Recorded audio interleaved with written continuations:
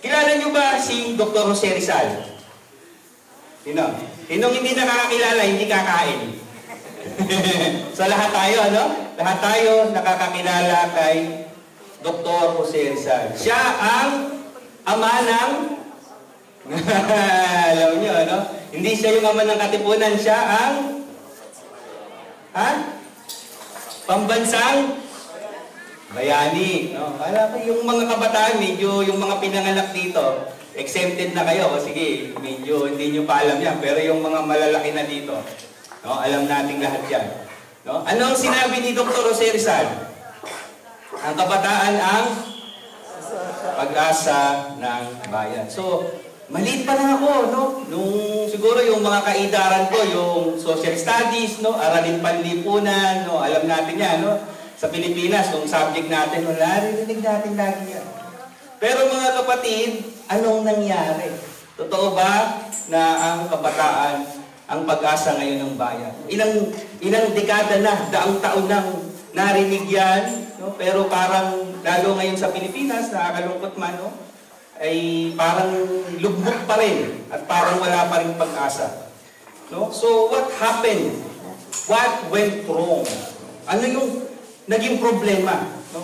So, mga kapatid, madalas natin naririnig to, and every time we celebrate birthdays and baptism, sabi ko nga, binibigyan natin ng pansin ng mga kabataan, pero anong problema?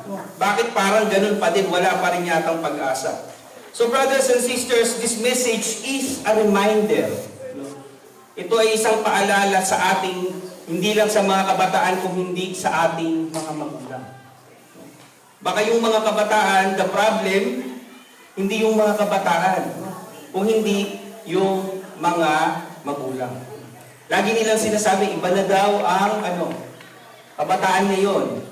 Pero baka ang totoo, iba na ang pagpapalaki ng mga magulang ngayon. So brothers and sisters, for us parents, it is a reminder for us to how to train up a child. So ito po ang ating message, how to train up a child. At alam ko marami sa atin familiar na dito sa teksto mamaya na ating babasahin. So tayo pong lahat ay yumuko, tayo manalangin. Aming Diyos, aming amang makapangyarihan, tunay nga po ay nagpapasalamat kami sa napakagandang araw na ito na ibinigay niyo sa amin at higit po sa lahat sa pamilya po nila Sister Jessa, nila Brother GB, sa po ng kanilang buong mag-anak, Panginoon, na kami po ay nakikiisa sa pagsiselebrate, Panginoon, ng isang taong kaarawan ng Isaiah at sa pagdededicate po namin sa Kanya at pagbabaptism din, Panginoon. Tunay nga, Lord, na samahan niyo po kami. At sa mensahe po na aming maririnig, Panginoon, ay tumalim ito sa aming mga puso't isipan, higit lalo sa aming mga kabataan, sa aming mga magulang, na nagpapalaki pa rin, Panginoon, ng aming mga anak. Nawa, Panginoon, makita namin ang aming kalagayan, makita namin ang aming pamamaraan, upang makita namin, Panginoon, ang dapat namin gawin. At makita namin, Panginoon, kung saan kami dapat tumayo, at kung saan po dapat kami ituwid kung ano man, Panginoon, ang aming mga pagkakamali. Muli, Panginoon, samahan niyo po kami. Ito pong aming panalangin ng puno ng pasasalamat sa pangalan ng inyong anak na si Jesus. Amen. So, brothers and sisters, our text is Proverbs 22 verse 6. No? Alam niyo na ito. No, sabi sa wikang English, train up a child in the way he should go, and when he is old, he will not depart on it. So, lagi nating narinig yan. No? Pag may mga birthday ng mga bata, lagi nating nire-recite yan. No? So, brothers and sisters, it is a very familiar text. And it is a very rich text. At bagamat maiksi itong verse na ito ay napakalalim ng kahulugan. No? Sa mga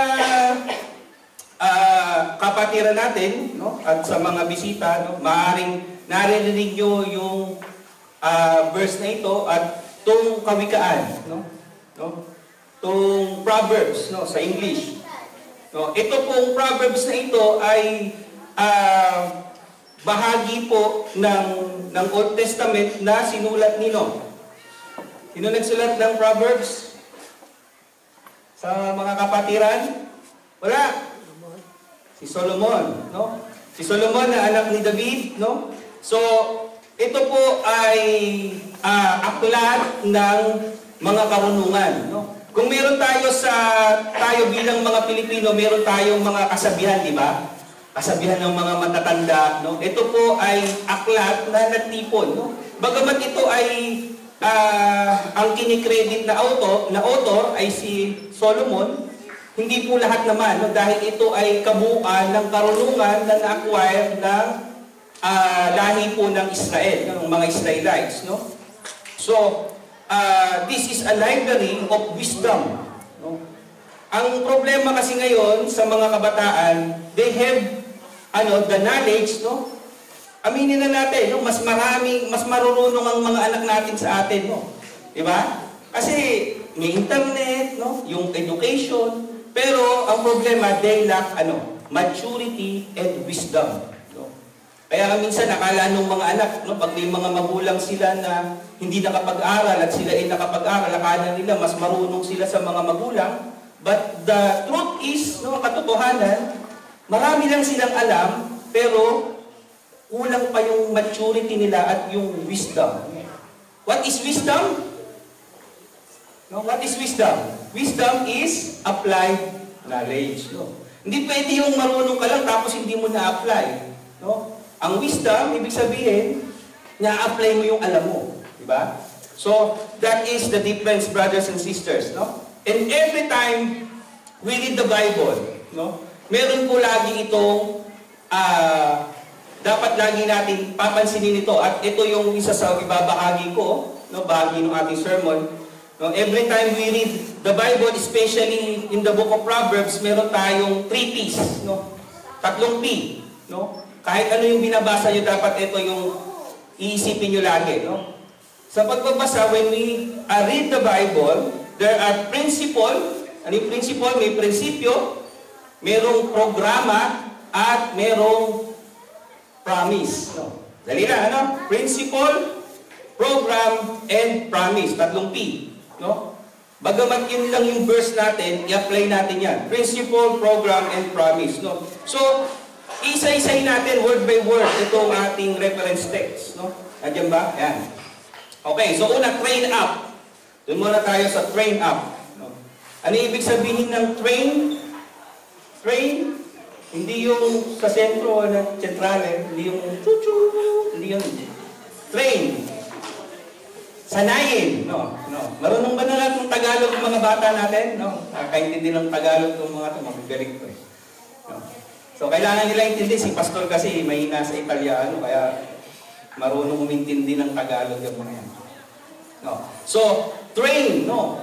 So, sabi po sa pag-aaral, ito sa salita pong Hebrew, no. Salita ng mga Israelita, ito ay, ang ibig sabihin nito is hanak. Pag nag-Hebrew ka, may ganun, hanak.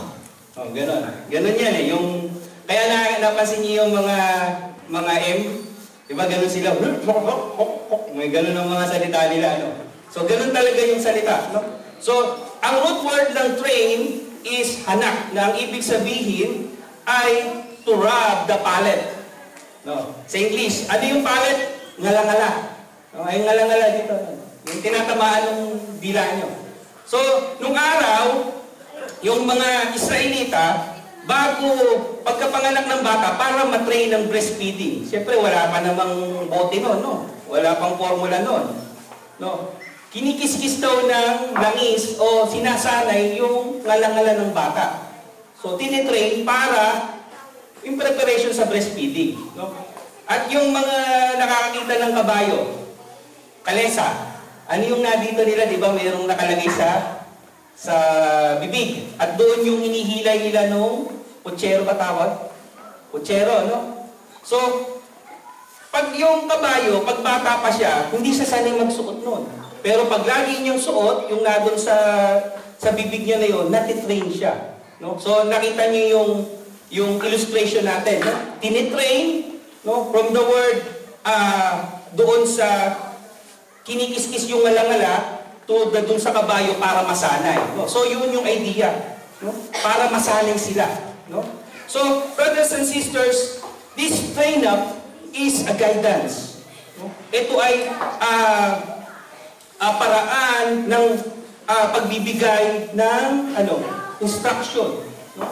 Sinasanay. No? Nung sa ibang salin, no, meron din tayong illustration na sabi, the word train is to narrow. No? To discipline. Sabihin na natin, to discipline. Anong ibig sabihin ng pinakikitin? No? Yung mga nagdadrive dito, ano ang ginagawa nyo pag makimpot ang daan? Lalo ba kayo nagmamabilis? Lalo ba kayo nagkakaskasero pag makitid ang daan? Yung sakto-sakto lang yung kotse nyo? Di ba ang gagawin nyo dahan-dahan? No? So, ang isa pang interpretation nito sa Hebrew is to narrow down.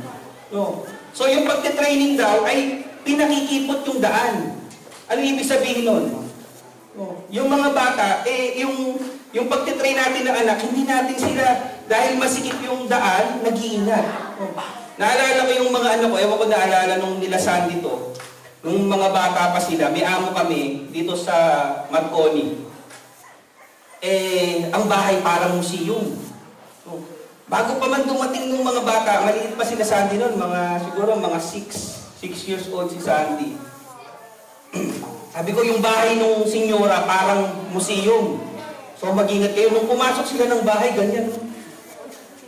Kasi nga, pag nagkamali sila nun sa entrance pa lang, kasi puro di salamin.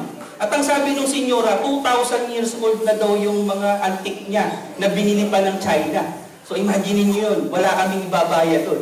Kahit ibigay namin yung anak namin, baka kulang pa. Ganun ka mga. So ganun sila maglakad. So nakita niyo yung illustration natin, to narrow down. No? Pag masikip yung daan, anong gagawin? Mag-iingat. So ganun ang ibig sabihin ng tayo, hindi tulad ngayon, anong ginagawa? No? Nung bata ako, hindi ako tinanong ng nanay ko kung anong gusto mong almusal, anong gusto mong kainin sa tanghalian, sa hapunan.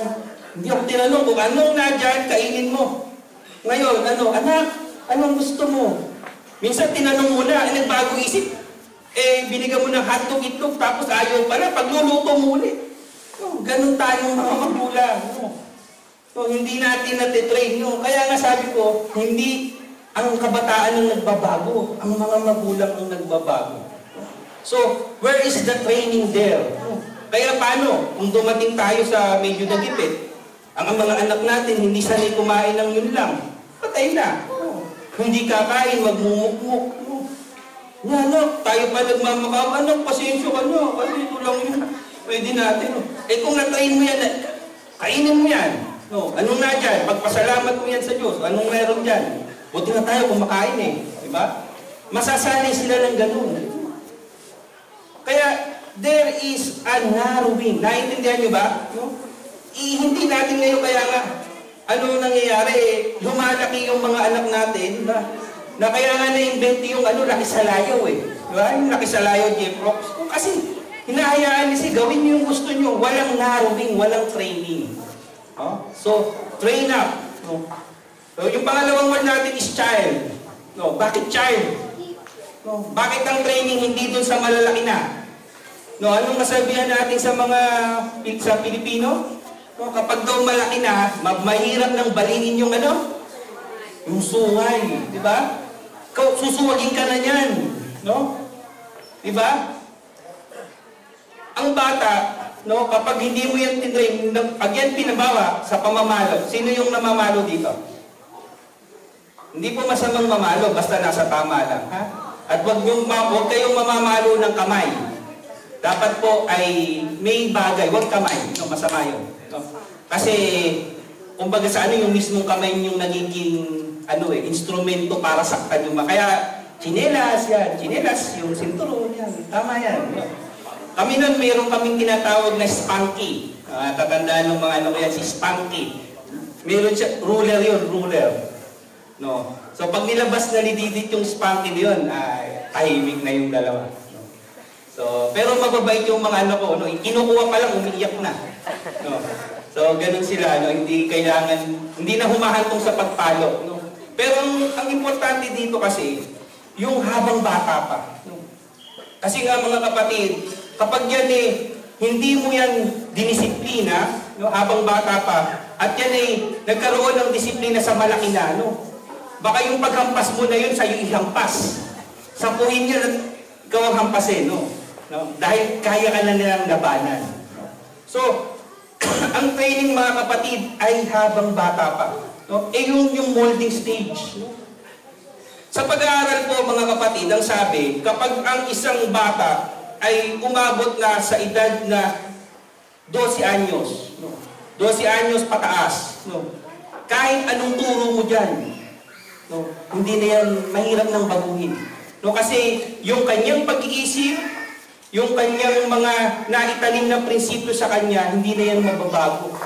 No? Kaya mahalaga po na habang bata pa, no? Habang nado sila sa molding stage, no? Turuan natin sila, no? Disiplinahin sila, no? Kasi ito yung paraan na susunod pa sila. No? Kaya nga habang nasa puder natin yung mga anak natin, ano yung mga sinasabi ng mga father? My house, my rules. Tama yun. Hanggang nasa puder kita, sumunod ka sa akin. Hanggang bata pa yung mga anak, disiplinahin nyo na yan. No? So, mga kapatid, napakahalaga po no, hindi natin sasayangin yung panahon. No? Tapos, darating ang araw, sasama ang loob natin bilang mga magulang. Hindi tayo pinapansin ng anak natin. No? Nasasaktan na pala tayo, wala pa rin silang pakialam. Pero ang tanongin natin ng mga sarili natin, na-train ba natin sila nung bata pa sila? No? So, yung sunod po is the way he should go. No? Marami kasi, no, imbis na, nagtuturo nga, oo nga, nagdidisiplina. Sobrang higpit naman. Nagtuturo nga, mali naman. Pero dapat po, ang pagtuturo natin is, the way he should go. Yung tama. No? Alam niyo po, in the beginning, no? Sa pagbuo pa lang ng pamilya, no, bilang mag-asawa, no, the moment po na mag-asawa at magsama ang isang babae at isang lalaki, ang sabi po doon sa Malakias, no? Malakay 2, verse 2 to 15. No? Ito po napakaganda. No? Mas maganda dun sa Tagalog, kaya ito po yung inuha ko. Sabi dito, hindi ba pinag-isa kayo ng Diyos sa katawan at spirito? No? Pwede yan. No? Pagkaasawa. No? Ang layunin niya ay upang maging tunay na anak ng Diyos ang inyong mga supling. Kaya't huwag ninyong pagtaksilan ang babaeng pinakasalan ninyo nang kayo'y kabataan pa. So, nakita nyo? Ang layunin niya ay upang maging tunay na anak ng Diyos ang inyong mga supling. So, anong gusto ng Diyos dito? Maging godly ang ating mga anak at tayo bilang mga magulang, mag-produce tayo ng mabubuting mga anak. Tapos tinatanong natin, ba't ganyan ang gobyerno? Tinatanong natin, ba't ganyan ang kapaligiran, ang daming krimen? Ang nangyari kasi anak lang ng anak. Pababayaan naman. Diba? So, ang layunin ng Diyos ay, sabi, mag-anak kayo upang magkaroon ng supling na tunay na anak ng Diyos. So, the aim is to teach. Hindi lang yung mag-aasawa, mag-aanak. No? Pero ngayon, napakahirap na ng buhay. No? Nung araw, siguro sa Pilipinas, marami tayong kilala noon. Ang daming anak, no? Anak lang na anak. Ang layunin nila, sabi noon meron akong kakilala noon sa Pilipinas, sabi, pumapuso kasi yung patahian sa amin Sabi niya, pumasok lang daw na mananahi yun, 5 anak. Buhay na daw sila. May katwira naman, di ba? Nag-anak dahil para, matulungan sila pagdating ng araw. O kaya naman, anak ng anak, tapos pinababayaan lang. Bahala, lalaki din yan. No, lalaki din yan, mabubuhay din yan. Ganun yung mga katwiran na mali. No? So, nakita natin yan. No? So, dapat po ay magturo tayo. No? We must be responsible to teach the right thing. Nakakalungkot kasi, minsan napapanood nyo, siguro nakaka-relate kayo sa mga soap opera. No? Yung pangnanay, dadalhin saan? Sa mga bahay at ay mamasan. No? Sila pa yung nagiging instrumento para gumawa yung anak, no? Ng mali, no? Yung mga anak nilang babae, parang nilang binibenta, di ba? So, nasan ang pagtuturo? No? Nasan ang pagiging isang mabuting magulang? No? So, we must be responsible to teach what is right. No? Kung ano yung tama, no? Hindi yung sasabihin pa ng mga magulang, utang mo ang buhay mo sa akin. Diba? Ganun yung mga napapanood natin. Kung di dahil sa akin, hindi ka lalabas sa mundo. Hindi ka magiging tao. No? Pero anong ginawa nila? Pinabayaan naman. No? So, we must teach the right thing. So, yung sunod, when he is old. No? When he is old. No? Ano ba ang ibig sabihin niyan? No? Kapag daw matanda na. No? Bakit? Mga kapatid, kung ang isang kabataan po ay nasanay, no?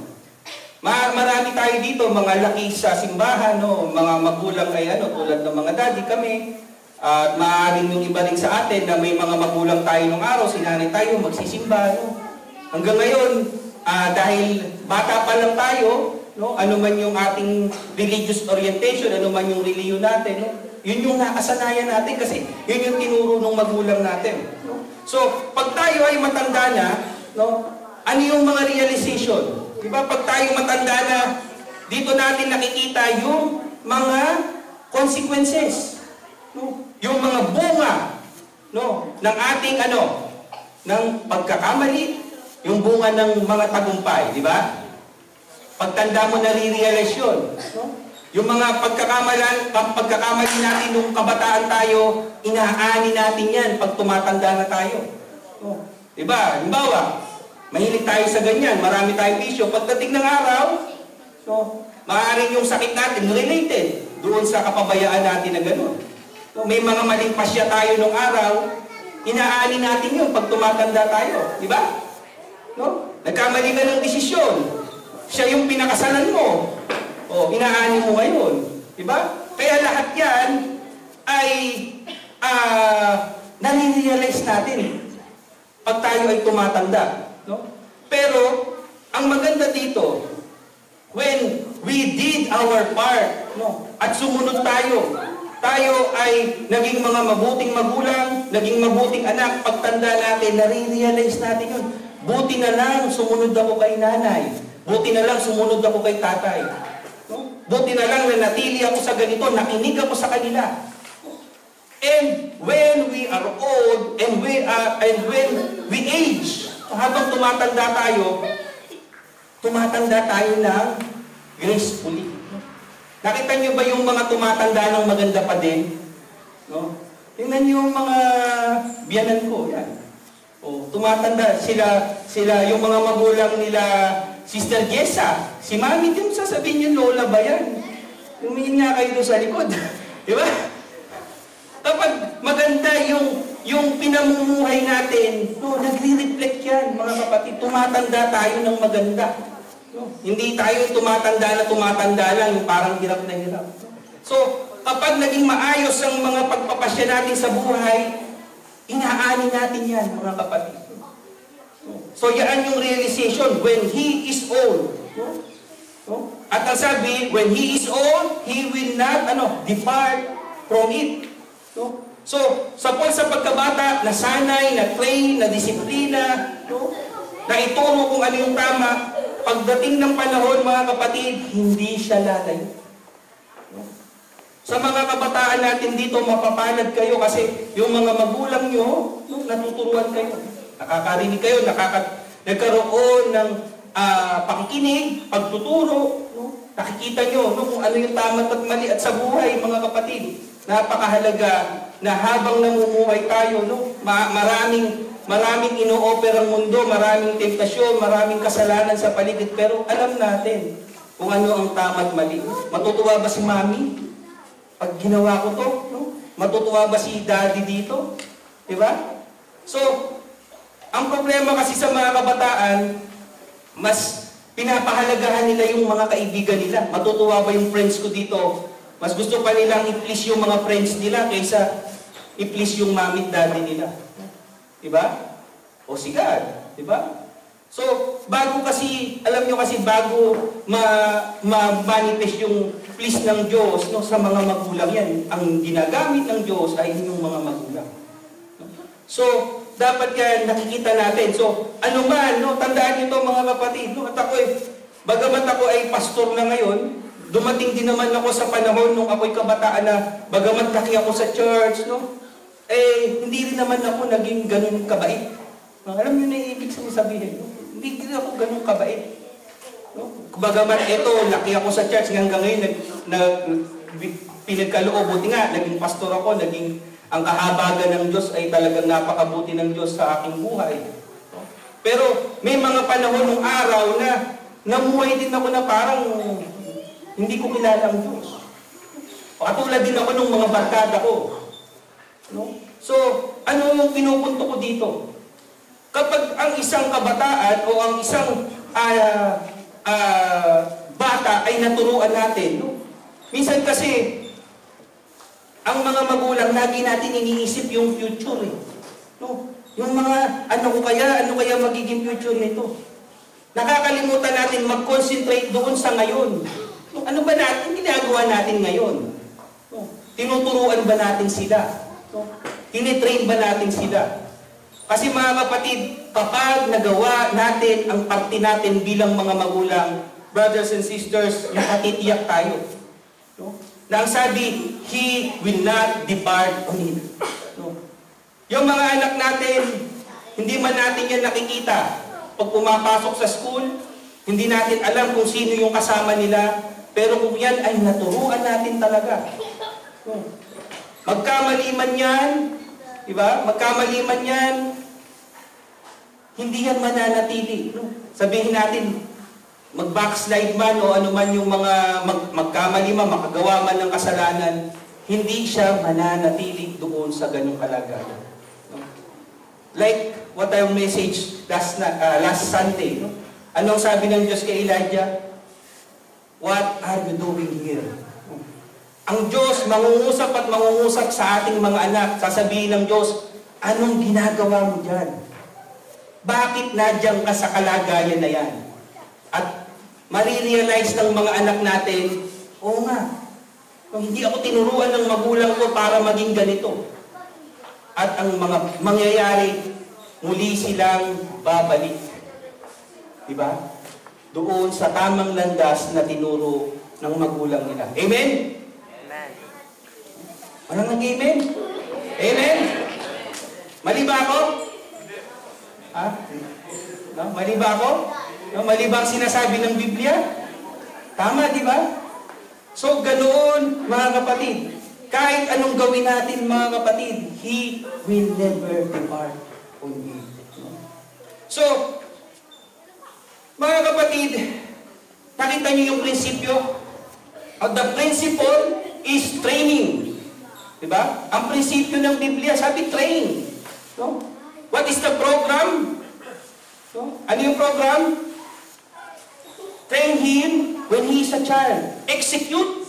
No? Hindi mo i-execute yung programa mo. Di ba may mga programa tayo sa buhay? Di ba? Yung iba ano tawag doon? Yung calendar, ano tawag doon? Organizer. Di ba may mga programa tayo? So, anong program? Dapat ginagawa agad. At gagawin mo yan habang sila ay bata pa. So that's the program. No? And what is the promise? The promise, no, na kahit sila ay tumanda, no, kahit sila ay lumayo ng konti, no, hindi sila malulugmok sa masamang kalagayan. He will not depart on it. So nakita nyo? The principle, no, is training. The program is execute it while they are children. No? And the promise, no, aanihin nila.